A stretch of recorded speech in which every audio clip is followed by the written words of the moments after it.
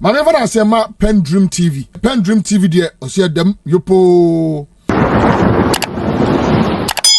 You are most welcome to PENDREAM TV, the only channel that brings you the best and latest updates in politics. If you are new here, please don't forget to subscribe to the channel, hit the notification bell for more updates, like and also share to other members to watch as well. You can equally leave a comment at the comment section or send us a voice note on our WhatsApp number, which is 0277 128 777.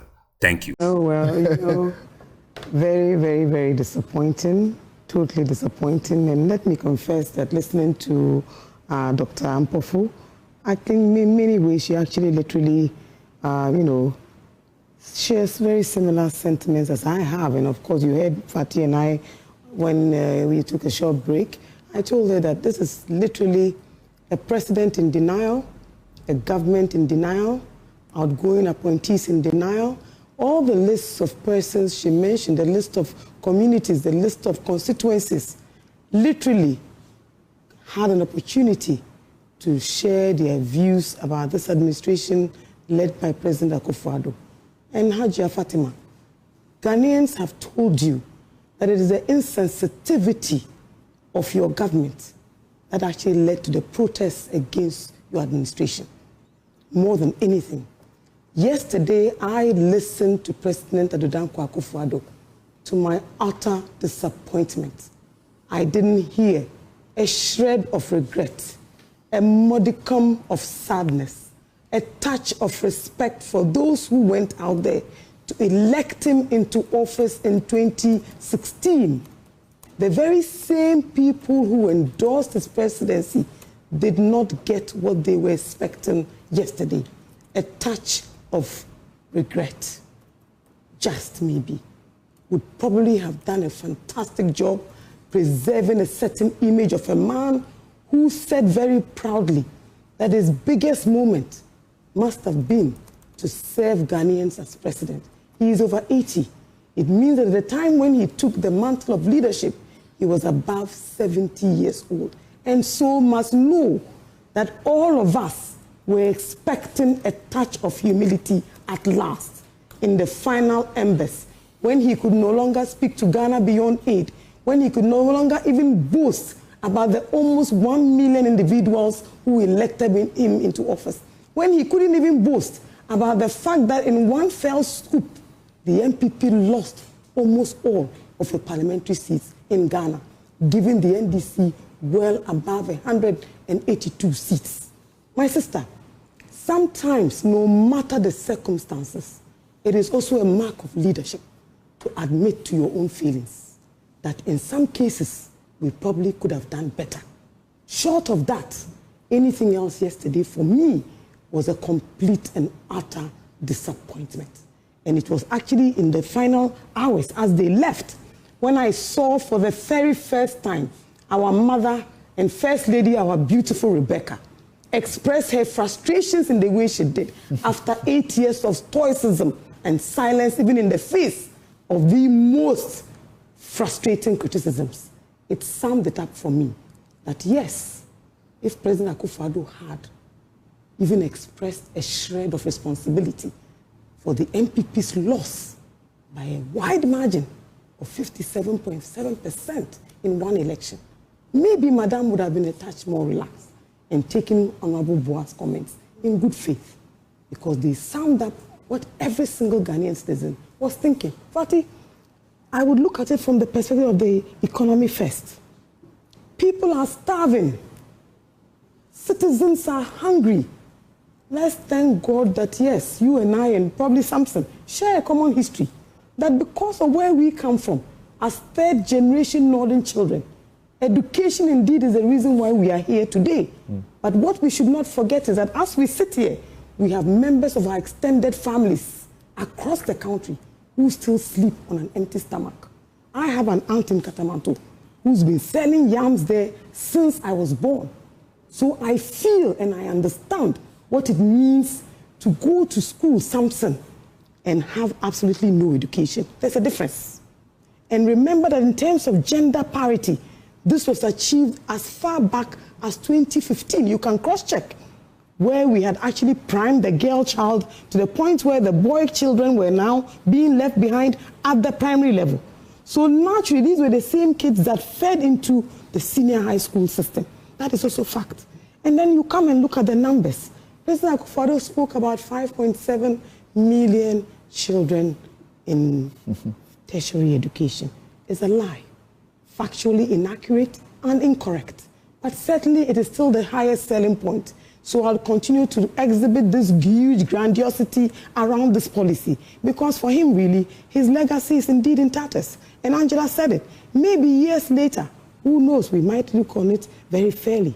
But as we speak today, and Dr. Adomako has said it, look at the number of children who are falling out, dropping out, who are receiving an education but are not educated. And something, when you look at the statistics, in terms of even entry points, 2013 to 2022, this is a very reliable education source. When you want research, you go there. 2013, right? What's the source of that? This is the Statistica. Okay. Largely, for any education information, that's where you go to. 2013, we had 68.58. 2014, 63.59. I won't bore you. So it's in the 60s right up to 2018. 19, when we had actually introduced this, it comes to 70.61.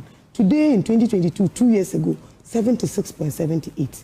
So in terms of enrollment, in terms of numbers, and Doctor is right. Let's not use figures as a way of camouflaging what the reality is. This sounds to you like a natural ascendancy. And everybody has said it. You know, look, poor people pride themselves on giving their children an education. It is why our grandmothers and our mothers will sell their last fabric to take their children to school. So when you come and say, let me augment what you already believe is the only way out of poverty, why not? There will be a certain response. But Samson, will that response give you employment? Will that response make you like all of us here today? Will that response give you the life that we are experiencing, largely because of education, not money? Let's never lose sight of what history has done for us as a people. And I am happy that even on this education issue, yesterday, many individuals fact-check you guys on everything you said. There is another thing that I can also speak to in terms of what happened even between when you came into government and now, for example. So you look at it very closely and then you ask yourself, what really is the issue about what our president wants to tell us? First and foremost, what is he trying to tell us, Samson? I want to understand that first and foremost, because beyond my disappointment is also the fact that this is a free SHS enrollment figures from 2017 to 2024. In 2018, they were 362,000. 2019, 432,000. 2020, 404,000, right up to today. So you see, the numbers really don't speak to what the reality is on the ground. Have you seen some of the infrastructure? Have you seen some of these teachers, the quality of teaching, that they have no textbooks, that today there is no curriculum? And I say, Fatih, the places you mentioned, all those communities voted against the MPP MP and voted against your presidential candidate for good reason. That the reality on the ground is that nobody feels what you guys feel. And we are not actually going to accept being told barefaced lies. What happened yesterday was a grand deception to try and save face when there was actually no need. And like I said, Auntie Rebecca's reaction at the end of it spoke volumes. We are all women, and we know when we are frustrated how we can behave. So let's not put premium on this thing. As for poverty, you and I probably know it better than most. We've all experienced it. But for education, you probably will never make it to this level. Just a little aside, because you have reference to the First Lady's, outburst, as we understand, at Emmanuel Bawah for what he had to say. The Egyptians you see today, you see them no more tomorrow. Reminding Akufo-Addo of the promise of a cathedral which has not happened, reminding him of the poverty situation, among other things. She may have forgotten about the fact that in Parliament, by the Constitution, they enjoy a certain freedom, parliamentary privilege and freedom of debate. And they also have a way that they like. Right. Have a way they but does fairness not require that there ought not be a rounded condemnation of Akufo-Addo's regime? Samson, each time I hear the statement, my heart goes very, very soft. And then even my voice will always change. how much fairness did Akufo-Addo offer to his predecessors? Did he ever express any modicum of support for his predecessors? Did he ever say that difficult as the education terrain is, please join me, let's decide whether or not we should do this way or go about it that way? You heard many people speak to the fact that there was a certain silence, that even Charles could not speak out, that old school associations dared not criticize, that headmasters and headmistress wouldn't dare, because as soon as you do, you'll be suspended, sacked, or completely rusticated. This is what we had to deal with. Secondly, fairness will also demand that if the economy is in shambles, that in all fairness, you acknowledge that you have literally mismanaged the economy for keeping your cousin as finance minister way beyond his welcome. And indeed, all the transactions that took place, who were the biggest beneficiaries? Go and check. The next thing is that fairness is also that people are hungry, my brother. That beyond free senior high schools, the reality of the fact that food is expensive. That for the first time under your watch, Ghanaians experience food inflation of a kind never seen before. I know a family that was in the Upper East region, for example. They couldn't even buy maize because they are now these unscrupulous people who are going there with off-taker arrangements and buying whatever grains are available for storage and to other countries. This is a fact. You can cross-check. And we have a president in Ghana and for 8 years. My sister Fatima, you are a young woman like me. You are a woman from the north. You know what hunger is in our areas. In the Upper East, you lost all the seats except one. Why do you think that happened? Because people are hungry. So you constructed hospitals. You've listed them. I have an even taller list of the number of hospitals. Most of the ones you mentioned were hospitals, something you know, left behind by the previous administration. Let me finish. Thank you. So let me finish. So you know that there is no precedent, and I'm speaking still to fairness, Samson, who would come into office and not attempt to build a hospital and not attempt to improve our health infrastructure. When did you ever hear President Akufo-Addo, in his whole 8 years, give any fair comment about any of his predecessors? Not once. Secondly, let's speak about health. Health is wealth. The National Health Insurance, go there and see the numbers of employees, all feeding fat, taxpayer money. The persons who are supposed to benefit from National Health Insurance, Samson, are mostly from the poorest parts of Ghana. You heard the Afrobarometer report that Ghanaians have gotten multi-dimensionally poorer over the last 8 years, right up to the Western region. Nobody was actually, spared, all of us. The next thing we want to speak to is that talking about health, we were in Wenchi, where there was a hospital that was the only one serving them, where President Akufo-Addo told them at a deadline, you, Mayaja, you were there, that because they didn't vote for his parliamentary candidates, that is why development has not come there. The next thing is what happened in the Volta region regarding an E-block, where a chief was told openly, brazenly, by a president of Ghana that you did not vote well, so you will not get development. So when it comes to hunger too, the same way that people were hungry and yet we refused to give them food is why they voted en masse against you. Then talking about hospital, there's one in Salaga, in my own community. Beautiful hospital facility is still sitting there. And lively, you didn't mention it in your list. And then you come all the way to Upper West region. It took a protest before that facility was opened. President Akufo-Addo never expressed fairness to anybody or even expressed any respect for any other person. You see, it is why I believe that God works in the affairs of men. And beyond the lies we tell, beyond the propaganda, beyond all the pretense of a platform like Parliament where you can say anything and maybe even get away with it, is the fact that Ghanaians went to a referendum on December 07 and scored the MPP F by voting them out, both their candidates, president and vice, and of course the PCs, for good reason. Never lose sight of that. The third thing I want to speak about is that what? You left behind 8 billion. The public debt today stands at close to 800 billion, Samson. We have the debts of the DDEPs that are yet to be paid. We have the public debts, the international debts that have been postponed to 2026, for example, and 2028, that are yet to be fulfilled. In 2016, when Mr. Mahama was leaving, similarly, funny enough, the figures even rhyme. There was 6.2 billion in the kitty, plus 10 and Sankofa oil wells. Indeed, where are those investors today? ENI, ExxonMobil. Recently, there's another award against the government of Ghana for abrogating these very important contracts. Mr. Mahama has a way that he puts it, and that by now, we should be pumping oil like no man's business. But because of family feuds and clanism, all these investors have left. Why are we not depending on gas, Samson, more than crude oil? It is always about procurement for this administration, and it is a procurement sense that has led them to this failure that they are experiencing today. But you see, even in the face of failure, they refuse to admit, even for a second, that let's take responsibility at least for the fact that we failed to deliver on a better economy for the good people of Ghana, that we failed to deliver on Agenda 111. Go back to the tapes of when the subject matter was introduced. You see, the issue is not about what we're trying to do or not trying to do. Samson, there can be no president under the Fourth Republic who didn't focus on infrastructure, be it in education, be it in health, be it in roads, name it, than Mr. John Mahama. And you can check, even Google will tell you that this is a president who tried to close the infrastructure deficit.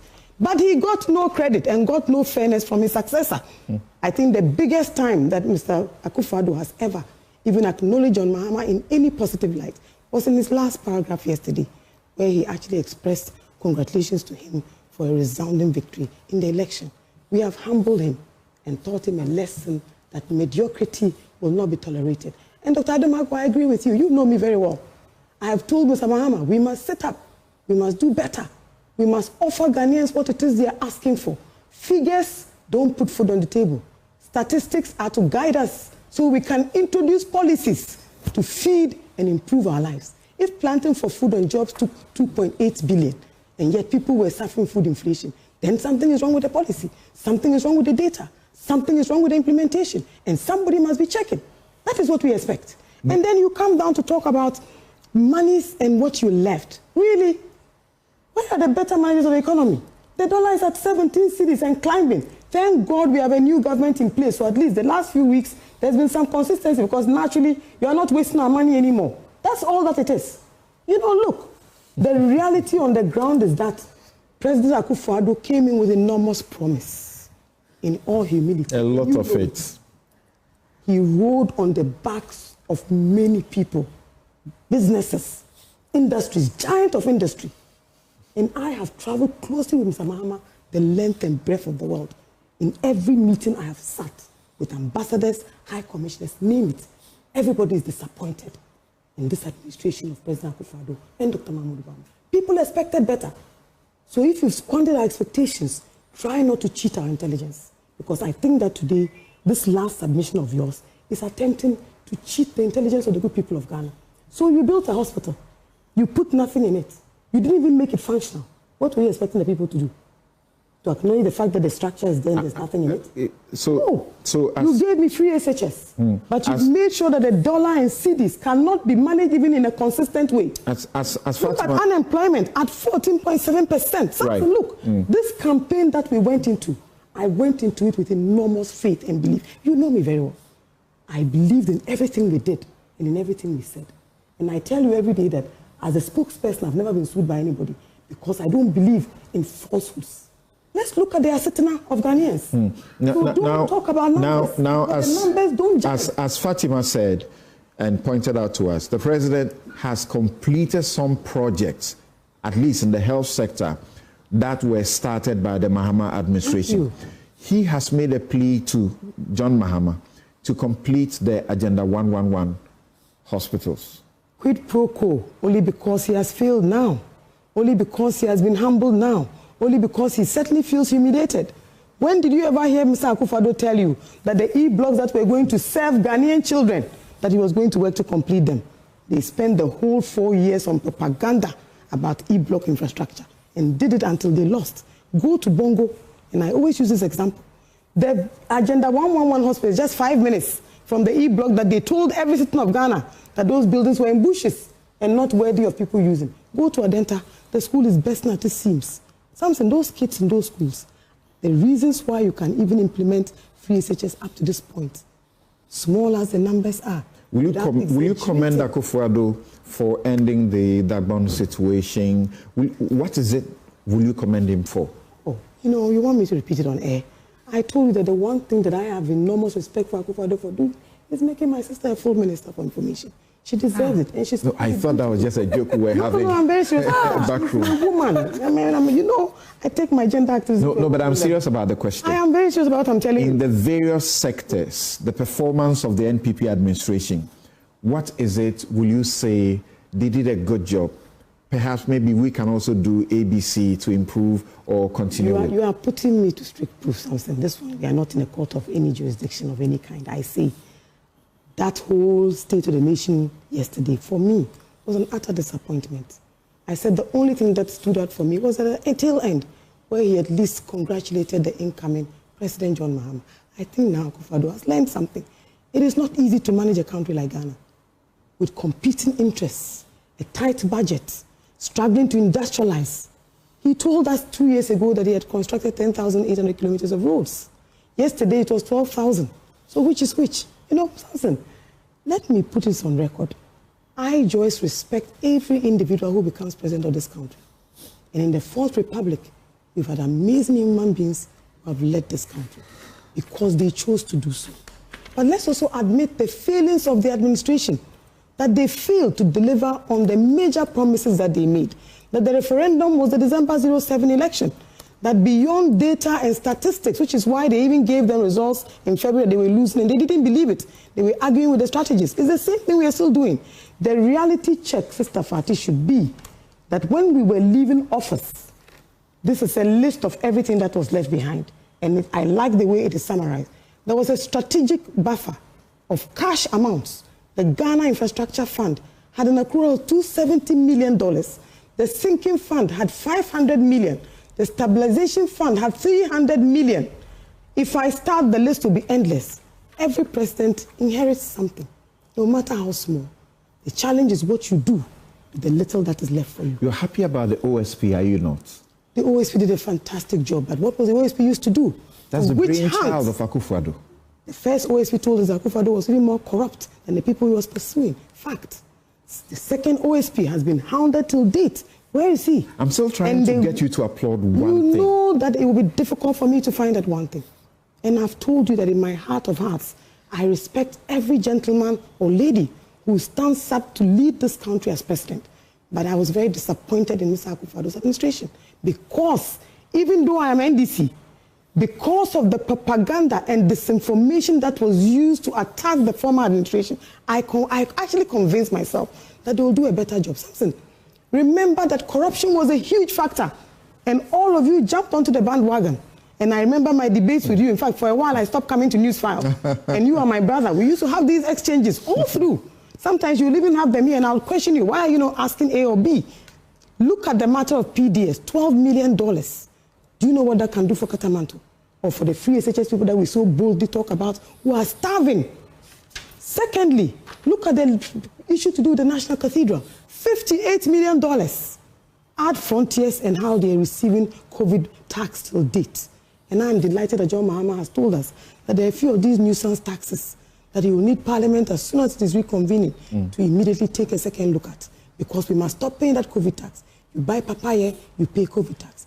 And yet, we were told that COVID tax was to construct and complete Agenda 111. Okay. Do you know how much we need to complete Agenda 111? Let me go to Esther now. $1.4 billion to finish.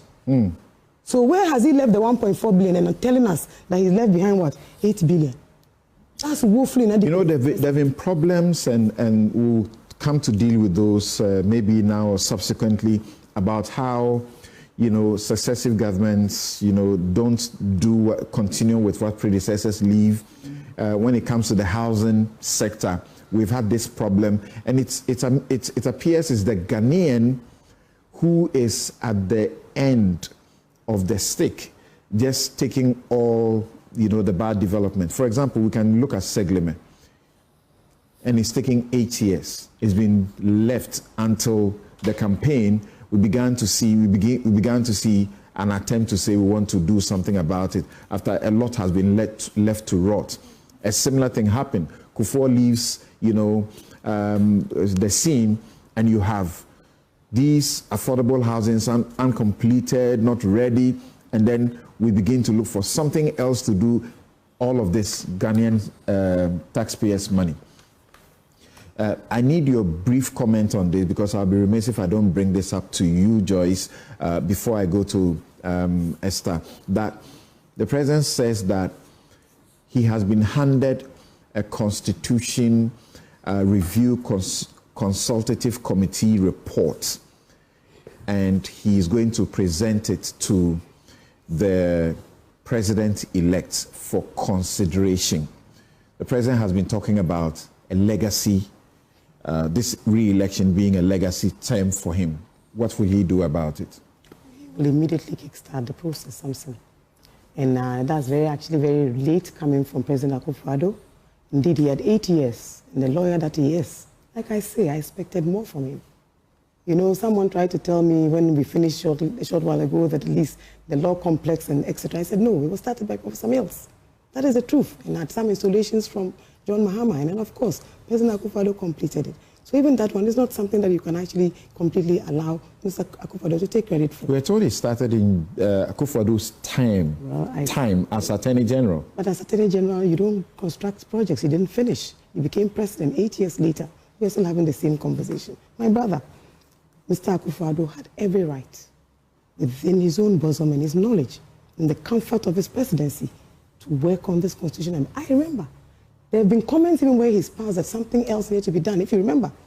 And it was actually in the course of when they were majority in parliament that this thing actually failed to see the light of day. But note, that process of a constitutional amendment has become even more important now than before.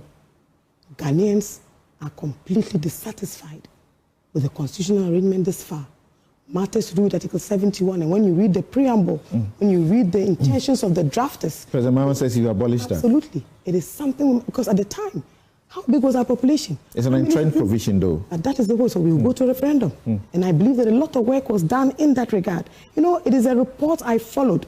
And in fact, at the time, I even told Mr. Mahama that I would have loved to serve on that committee, because it was a matter that, because my late father had served in the Constituent Assembly, and I still have some of his notes, written in very beautifully. And so I do know some of the backroom conversations leading to some of the provisions in this. An entrenched clause is simple. What it means is that, look, there is nothing that is entrenched. We now have a 2/3 majority in Parliament. Bring your views. I spoke to Clara yesterday, and Clara is someone that I talk to all the time. Mr. Mahama is committed to this process. But remember, we need the support of the MPP and the citizens of Ghana. That's right. Thank you for staying tuned. PENDREAM TV really appreciate and cherish your time on the channel. Stay tuned for more. PENDREAM TV now, so far so good. Say open online portal e Ghana. Nipa share, nipa follow, nipa comment here. To my best of knowledge, without any biases, PENDREAM TV.